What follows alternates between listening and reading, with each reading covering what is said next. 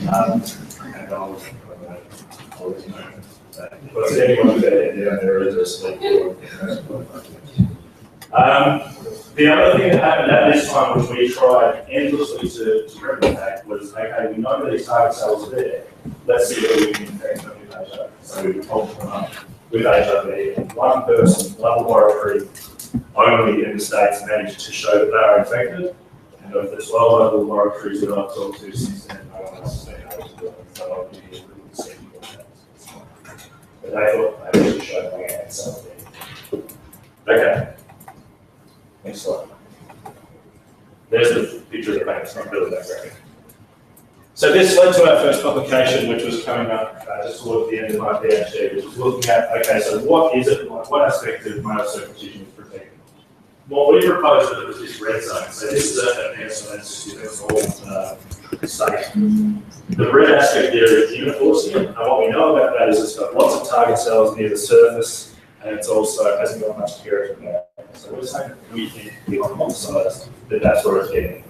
The other part is the frenulum. The frenulum is also like a little bit in the tongue, a little thin bit of tissue. So also very readily traumatizing. And I just really shouldn't have read no HIV entry through the other aspects. It probably should have been less than HIV entry through the other aspects because they're more randomized.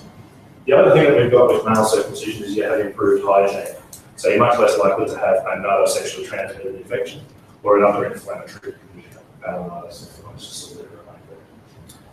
So this was a paper that was quite well received, and a lot of people have sort of used it as the fundamental of this research before. The hypothesis is really quite simple. By circumcising a male, you remove that susceptible tissue, so you're much less likely to become infected. This picture down here is not a circumcised one. This is an erect penis. And during erection, that inner aspect of the foreskin is inflected back along the shaft of the penis. So that means it's in direct contact with the infected part. If circumcised one, you can see that there's much less tissue coming out of it, protecting the penis, but also much less tissue. Alright, that should be it for the penis. What we also knew at this stage about HIV was that if you were infected with another STI of some sort, and there are a number of studies done on syphilis, gonorrhea, chlamydia, whatever it might have been that induced an inflammation of the genital, you were much more likely to severely infect. So this was sort of a second benefit of male circumcision in a way that it reduced your impact of not only HIV, but these other confounding STIs as well. This also, as these things tend to do when you're researching, they take tangents. So what we had from one of our research sites, there was a big randomized control trial done in Uganda, and also one down in South Africa, looking at male circumcision and whether it protected. Both of them showed positive aspects that it did, but at the same time there was a little side branch that came off. And there was, we noticed a group of Nigerian commercial sex workers who were using lemon juice as a spermicide. So that's kind of a tried and true spermicide. Lemon juice is very acidic, it neutralises the sperm so you don't get pregnant. But being very acidic, lemon juice also eroded the vaginal epithelium and the penile epithelium, where we put it, so it actually increased your chances of catching HIV. So as a side effect of this, we said, look, use some other form of contraceptive and stop using lemon juice to make yourself more likely to get HIV. So hopefully we've stopped the kind of people. Lemonade, it was a catchy name. So at about this stage, we thought, okay, we're starting to understand what's going on the male side of things. So let's start thinking on the female side. Now, unfortunately, following an exposure to HIV, about 80% of people have caught HIV following vaginal, penile, or rectal exposure to the virus. Very few other ways of having it. The majority of the other 20% would be injecting drug use to catch HIV. What we also knew that from some of the data coming out was that following a single exposure, females were much more likely to severely convert than males. So for some reason, males were maybe 1 in 1,000 exposures would lead to infection. For females, it was like 1 in 600. But that was like a rough estimate. The actual numbers were probably a lot more than that, something like 1 in 10 for males and 1 in 5 for females, depending on all sorts of aspects. So the next step for us was really to look at the female genital tract and try and find out what areas were most susceptible to. So we had the vaginal epithelium and the ectocervix, which is sort of the external aspect of the cervix. Then we've got the squamous epithelium, which is very similar in structure and function to the male genital tract. But the females have something that the guys don't keep away in terms of the columnar epithelium. So the endocervix, or the inside of the cervix, is this single layer of columnar epithelium. And what we were hypothesizing at the time, although I think it's probably been disproved now, is we were hypothesizing that the single barrier here made the virus only have this very short pathway to go to the target cells. I'm not sure that is the case now, and the AV so probably flushes out. The other thing that we needed to do is we've got the target cells, and we know what target cells are there, and we know how to look at the virus. How can we look at them both together? So we really needed to look at those initial units and how those problem. Which took my wife and I to Chicago. So this is the Chicago postdoc, because what we found there was a really progressive lab which is still doing fantastic work, which could make individual viruses fluoresce and then track those through cells or whatever it might be. So the idea was to use that technology in the tissue explant models that we developed at Progression. I got pretty lucky, my wife's very good looking lady. I don't think I probably need to talk about this because we've already talked about the squamous epithelium, the columnar epithelium.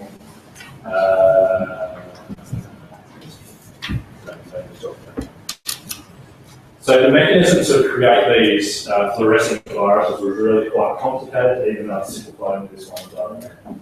We would basically transfect cells, so 293 T cells, with viral RNA and also a green fluorescent protein labeled to VPR, which is one of the components of HIV. And so then when you got budding the fresh virion, that would incorporate some of these green fluorescent proteins into the virus itself, which we could then track down in microscope. So what we've got here in green is a whole lot of viruses within a dendritic cell.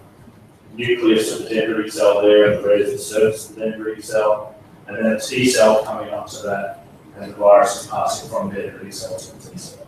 So this is work that wasn't done by me, it was done by one of the other members in the laboratory, and absolutely fantastic. All of a sudden we have gone from this stage of knowing where the target cells are, to actually seeing those target cells pass the virus from one cell to another, and do that excellently. Basically that virus zero.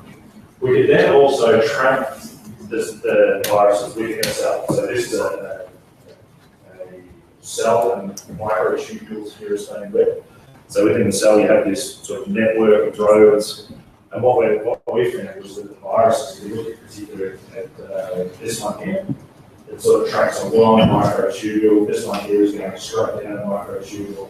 And that's how it got to the nucleus and then put the RNA into the host cell DNA and replicate. So what we thought would be very easy to do and would be a very short postdoc was to just use this virus and plug it into the human tissue system that we developed. And this is what we saw. You can see the virus there? No, I couldn't do that. Tissue, so this is an ectocervix, an explant from a female who's undergone a hysterectomy. We got that tissue into our laboratory with 1 hour, so still alive. We've infected it with this fluorescent virus, and this is what we got. Tissue has an innate green fluorescence. So when you're looking at tissue down a microscope, the fluorescence is green. So trying to pick out the green virus in that was absolutely impossible. And the nuclei there are in blue. And this is a red hand cell that you can't see it. So what we had to do was switch to a different sort of virus, which was GFP, which is a green fluorescent protein, which was photoactivated. And what we did with this was it wouldn't fluoresce at all until you get it with a very certain wavelength of light, and then it would turn on. So it's kind of a switch on, switch off fluorescent protein. So here we've got it before photoactivation. You can't see any of the viruses there. This is after photoactivation, so you can see a couple of nice red ones there. If you're up close, you can see one there. And then this is the same P24, which is the HIV state. So we've got this ability now to switch green fluorescence on and off. And that meant that we could see individual viruses within the tissue. So this is just a virus up here. You don't need to worry about it too much. We've got pre and post exposure for each one of the dots along that purple line. You might be able to see some of the viruses in that picture there, so there's some red lines there on the surface, but it's easier if I just flick out to this here. So we've got 3 viruses that are quite clearly infiltrating those surfaces. So this was kind of a shock to us and to a whole lot of other people, because what we thought was an intact squamous epithelium that was covered in keratin couldn't be penetrated by the virus. But here we've got 3 viruses that have gone in about 10 microns, something like that, to the tissue. We don't know how they got in there. That's still being investigated by the Hope Lab in Chicago now. But it was a bit of a concern, because we also know that the target cells are there. So here we're starting to get close to that virus zero. We've got viruses getting very close to the target cell. I spent 80 hours a week for 2.5 years in a microscope room counting those red dots. So I'm a little bit crazy. Actually, more than a little bit crazy. But what we found from that, and this is tens of thousands of viruses that have been individually characterized and counted in a whole lot of donor tissue over a whole lot of different time points. If we found that the majority of viruses only got in sort of that 10 microns or less, at 10 microns or less, there are no target cells. But what we found is some of them get a lot further, so 20 plus microns, 40, up to 50 and 60 times. So it's very rare events which is probably related to HIV. And what we also know from this is that almost universally in every single tissue there is infiltration. So ectocervix, phenylepithelial, and lung-efficient areas. And if we think back to those target cells that I did back in my PhD, we know that the inner force is within 19 microns. So if you have a look across here, there's going to be a whole lot of everything above this line basically is interacting with. Is interacting with HIV. We also did it in the endocervix and saw several things, viruses penetrating. What we also noticed in our endocervix explants were there were these rogue T cells out in the mucus itself. So no one's actually explained what these rogue T cells do. They're probably there to prevent infection. But we noticed them interacting quite frequently with viruses that we inoculated with. Don't worry about that graph. So really this is the nuts and bolts of that female explant culture. We were looking at a whole lot of viruses and very few of them penetrating at the same level as carcinogens. So we've got this very infrequent thing that we're trying to detect, looking at viruses and target cells. It's just a summer picture again. The other thing that we need to be thinking about here is we're looking at only one little piece of tissue, and it's actually one little piece from an extended piece of tissue being vaginal epithelial.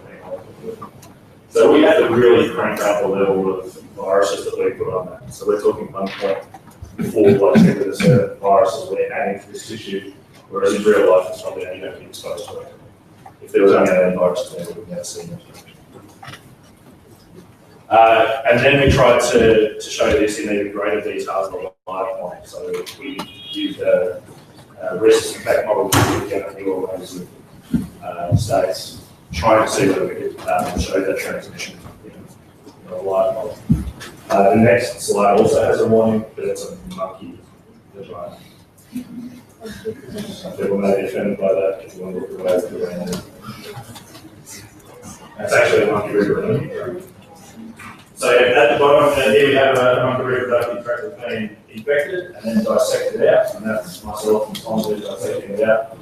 That was some pretty scary work because you're dealing with scalpels and scissors with virus that can actually infect you. So one slip and you're I would probably do an antibiotic right now.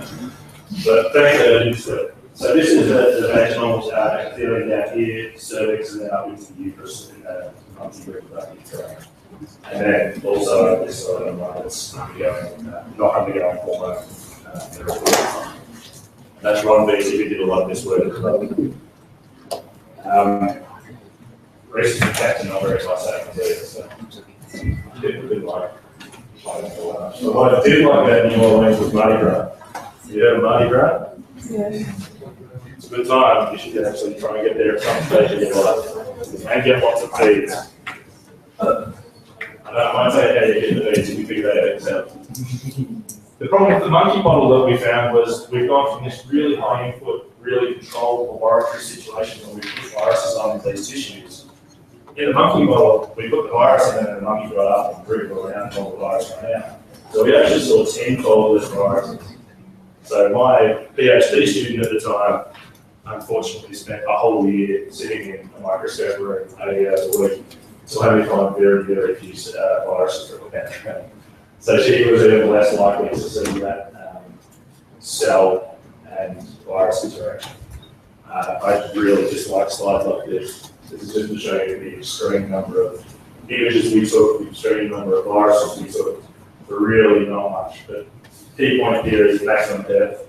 Once again, we're talking about maximum density to where we're targeting someone.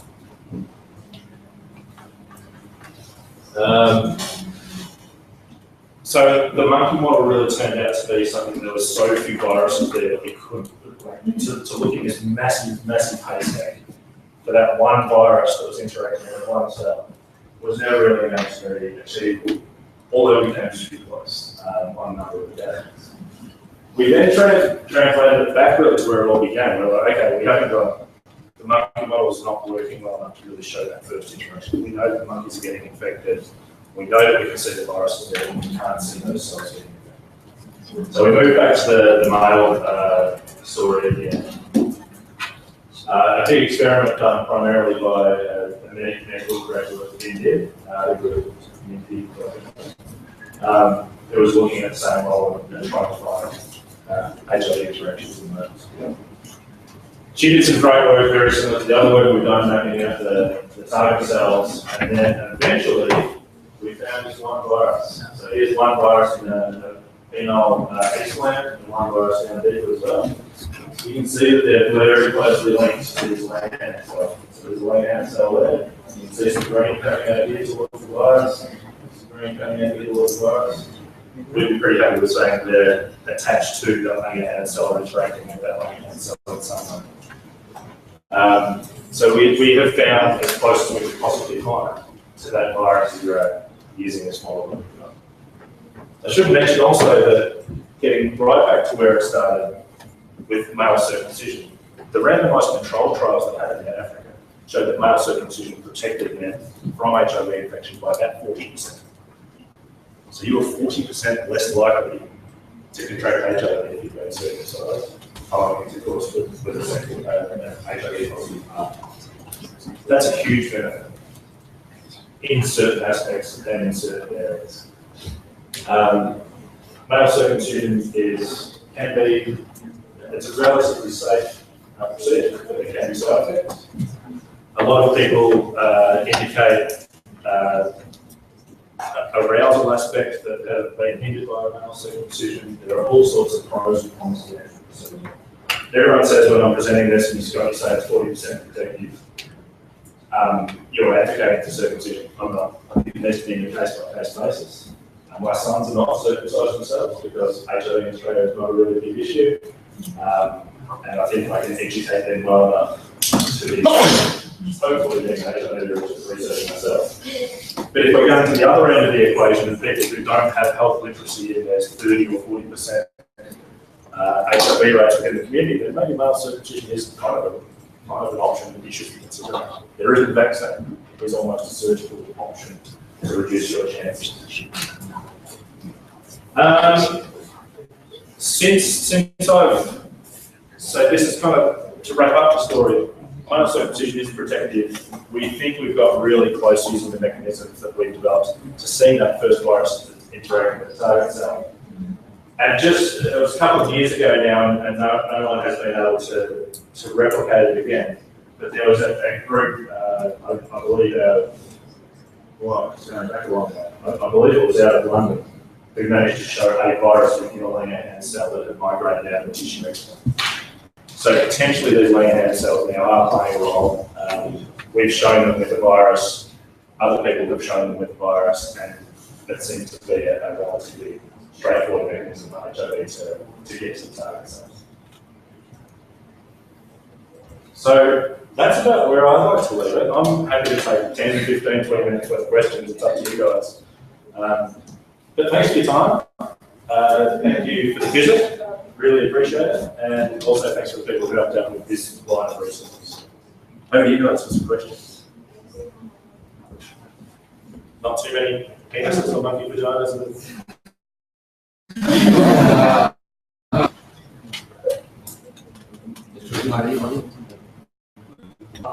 Hello, my name is.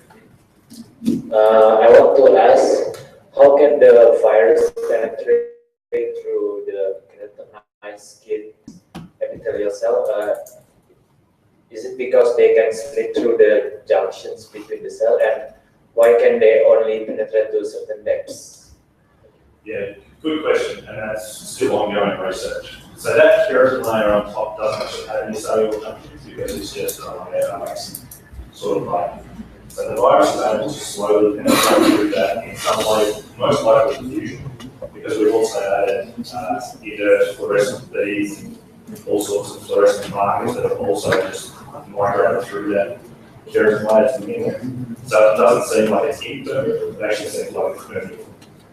Now the next layer down underneath that, the viruses move between the epithelial cells. So it is through tight junctions that these will move. Now whether that is an active mechanism, so if the virus has a lot of sorts of feed over it, whether that virus is actually using those to in some way pull through, whether the epithelial cells are in some way assisting it, or whether it's a Langerhans cell actually reaching up and dragging it back to its dendrites. Don't know what to prove. So it's a good question whether it's an active mechanism or not. Not sure. At some point in that relationship, it goes from just infusion across the keratin layer to an active process. Good question. Still being investigated. Yeah. I have a question. Among scientists, and I just learned this recently, there are some who disagree that HIV causes AIDS. Some of them think that the classic theory is wrong, and there's something fundamentally very wrong. They're not denying the existence of AIDS, but they're denying the fact that HIV causes AIDS. Do you personally agree? No. Don't understand that. So look, so I haven't seen the most recent data on the denialists, as they're called. There is a categorical link between this virus and between what is AIDS, the acquired immunodeficiency syndrome. We can put that virus into a healthy human or into a healthy animal with no other changes, and it will lead to AIDS. If not, what are they saying causes AIDS? Did they, I'm not up to date with the current research on the opposite view. Did you know what they're saying causes AIDS if it's not that? I don't really understand. It's the technical, but there's a debate about it. There's always debate about science, and that's a good thing, inherently a good thing. But what you need to always be aware of is, it's something that we teach a lot in medical school. It's how do you critically embrace the evidence-based beforehand. So if you've got HIV and somebody over there says if you drink apple juice, you'll be cured of HIV, and someone over here says you need to take antiretrovirals, how am I going to make decisions if you do apple juice or antiretrovirals? What I'm going to do is I'm going to place it on the base evidence. So there might only be one paper showing a link to apple juice. There might be 150 papers, all very well designed studies showing antiretrovirals. So I'm going to go with the base evidence. If we're looking at does HIV cause AIDS, then I'm going to go with what the weight of evidence. The weight of evidence says yes, this virus causes AIDS. I haven't seen any categorical studies that show something. Did that answer your question? Okay. There was one. Okay. So my name is Chandra. My question is, if I'm not mistaken, there is actually one case in which the leukemia patient is actually be able to benefit the HIV. do you think will be the immune system's method in this case? And is it actually possible for us to do some culture for this specific types of case? So just so I understand your question correctly, we're talking about the few people that have been cured from HIV. Is that what you're talking about? Yeah. So those people have all done something amazing to their own immunity. So they're not. It's not something that you or me could actually have cured unless we're looking at doing something very aggressive. So the people who have been cured had HIV, but also from memory, and this is going back quite a few years now, so forgive me if I'm wrong, but they also had leukemia. So what has happened is that they've undergone extreme chemotherapy to remove all target cells from their body, which is also most likely to remove the majority of HIV, and then they put somebody else's bone marrow in. So that's the people who have been cured. Now there are also some people who are called the Delta 32s. So they have a mutation in CCR5, and that mutation means that they're much less likely to catch HIV because it can't bind to their target cells. So Delta 32s are a really good study. Delta 32. Just like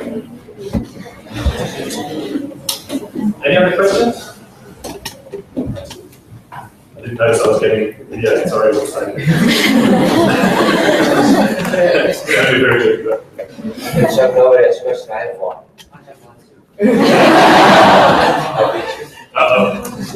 So, the transmission rate between women and male is very different. It is. And it's always considered that because of the root, it's much harder to get to the male than to the female. Yeah. However, there is quite some evidence occurring that hormones play a very important role in transmission. Yeah. What do you think about this? Absolutely, couldn't agree more. Hormones do play a very big, very big impact in female transmission. So we know from a whole lot of studies that you're more likely to be susceptible to certain stages of the menstrual cycle. And those correlate with where you're in a progesterone-heavy phase rather than the estrogen-heavy phases. So what we also know about estrogen and progesterone is when you're on progesterone, your epithelium thins, and when you're on estrogen, your epithelium thickens. So it's probably just moving those target cells slightly further away would be my hypothesis. We've got similar studies from people who are undertaking HRT. The monkey vaginas that I showed you there, one was heavily progesterone treated, the other one wasn't, and we noticed that the progesterone ones got infected much more than other ones. And because I'm actually asking was that because I think there is a clinical trial in South Africa going on with high dose of testosterone in HIV patients to reduce the transmission rate. Okay, look, I hadn't heard about that. So testosterone in males? Probably, I would show. You would hope so, otherwise there'd be all sorts of Olympic records happening. I think the main problem in Africa is the males. Yeah. I think there are, and I think there's also some likewise studies with the oral contraceptive pill in females to see whether estrogen specifically can hinder the rates. I don't know the outcomes of those yet. I don't think they're actually out yet, the outcomes of those from my reading.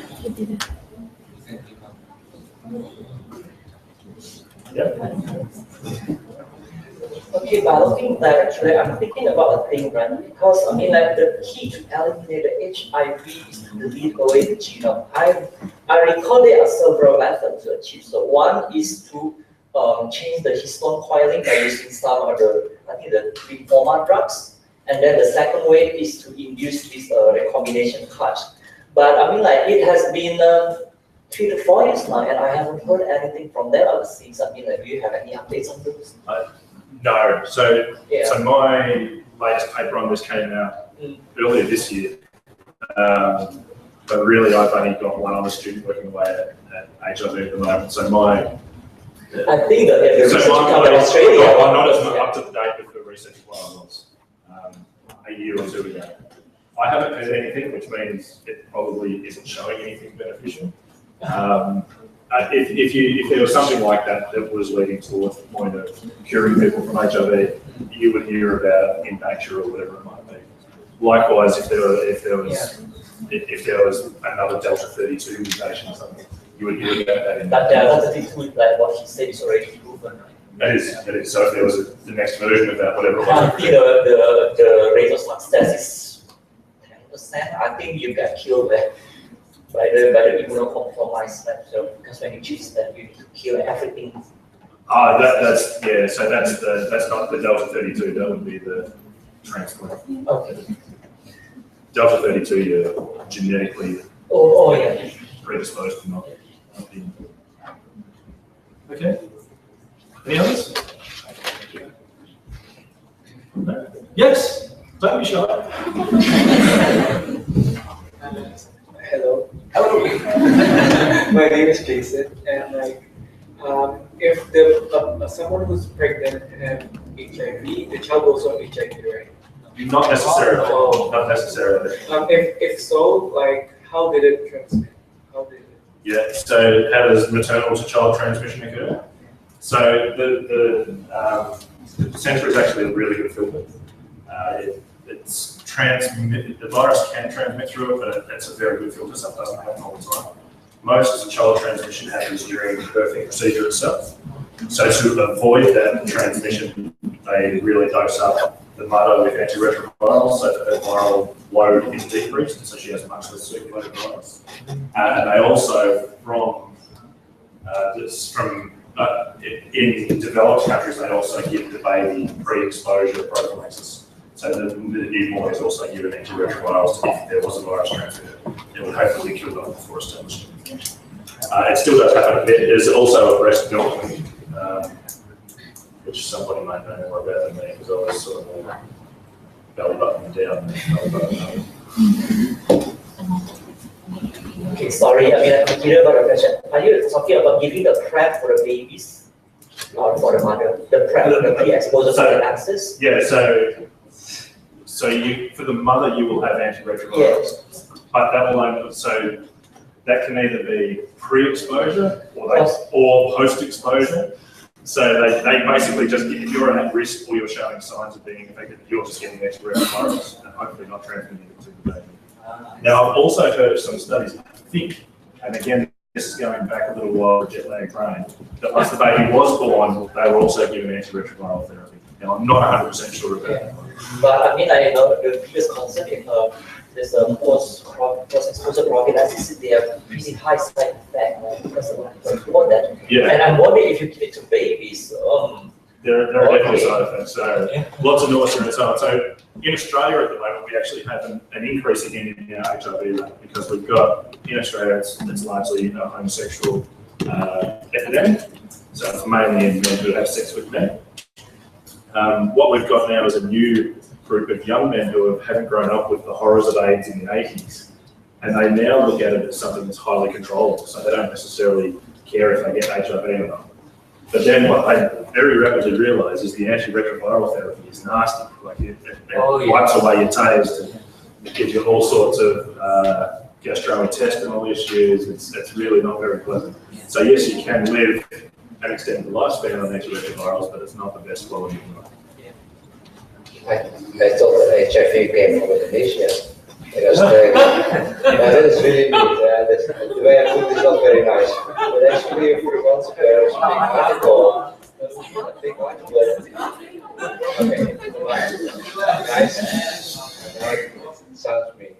But actually, there is a lot of male tourists from Australia going to Bali. The incidence of HIV and sex workers is very high, and they bring it back. And the government posted this alarming article that they need to control something because they're bringing it back to Australia via new routes.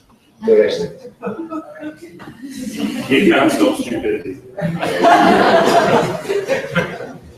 And a lot of Australians who go to Bali for that are stupid. Yeah. Hi, my name is Shannon, and I was just wondering, does female have more target cells than male, or gender doesn't affect about the amount of target cells on your body? Yeah, the target cells are really quite similar density, and they're identical cells, so they have the same receptors and all that sort of stuff. They serve the same function within the epithelium. Similar densities. the female genital tract has a much bigger surface area overall than the male genital tract, and the male genital tract being externalised, we're really only worried in that tip of the penis and foreskin area. Whereas the female genital tract, they've got virus right up into the uterus, out towards the fallopian tube. They've detected virus throughout the female genital tract. So it's a much bigger surface area that's exposed. You've also got post-coitus or after sex. You've got, with males, it's much easier to clean, or if not, it's much more likely to be rubbed off on your clothing or whatever it may be. Whereas with females, you don't have that. So you probably have an extended period when the virus is interacting with the genital mucosa.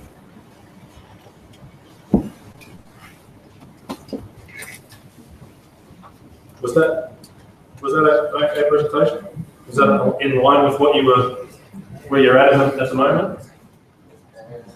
Here we go. No. Is there any researcher who's trying to replace the bone marrow of someone who's got the HIV with someone who cannot get HIV because they have different receptors? So can you get delta 32 bone marrow and transplant it into someone with HIV? I'm not sure how prevalent the delta 32s are. I think there's, what, 0.5% of the population or something. Potentially, but the treatment really kills you. Yeah. So in a Virotherapy.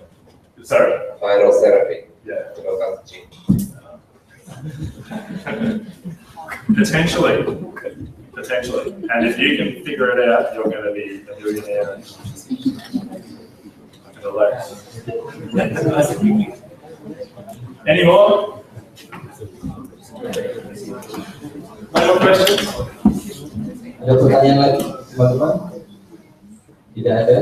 If you still have question, you can send email dari line. I'll say back to the start so you write down my email address. Yes. Do you mind if we copy your presentation slide? That's fine. Yeah. So be aware that there's some graphical images. Oh, you still have a question? Okay, here we go. One final question. Based on the current research of today and the rate of how fast we're approaching this cure for HIV, at what year should we expect that the cure for HIV should fall into existence? Probably once you finish the PhD. No, look, realistically, so we're talking about a virus that mutates incredibly rapidly. So by the time you figure out a cure for one of the viruses, there's going to be other isotypes developed from isotypes. That's how basically wears down the immune system. As soon as your body's got the immune response to attack it, it's mutated to another virus. So me personally, I think it's a bit of a doomsayer.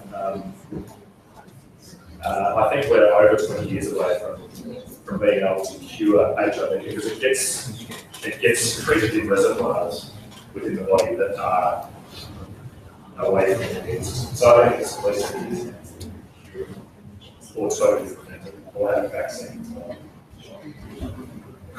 So hopefully you can do that. one last question. Yes. Vegetarian. That doesn't look like a vegetable, man.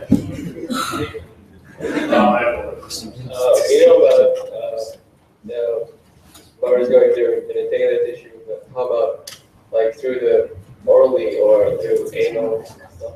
Yeah. Is it like more dangerous?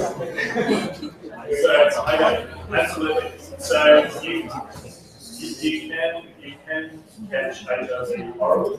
It's just much less likely to happen. So the oral environment is not conducive to viral side. It's got a whole lot of saliva analysis and stuff in there, which is actually what they're there for. So you're much less likely to catch HIV orally. Now, if you've got bleeding gums or colds or something like that, then you're much more likely to get it orally if you're that way inclined. You can also get it by the eyes. So your eyes are mucosa that have immune cells within it. Rectally is actually the highest percentage. So following exposure rectally, you're much more likely to see a fine exposure by vagina. That's up as high as 1 in 2 exposures. Now that rectal tissue is a single cell forever, and also has a whole lot of target cells. It's also much more fragile facility than the genital epithelium, which are quite thick and robust. There's a lot of trauma, micro trauma. Okay? But you won't get pregnant. Yeah, so it's time to wrap up our session because literally Dr. Scott was flight to catch back to Australia. Thank you very much for the opportunity.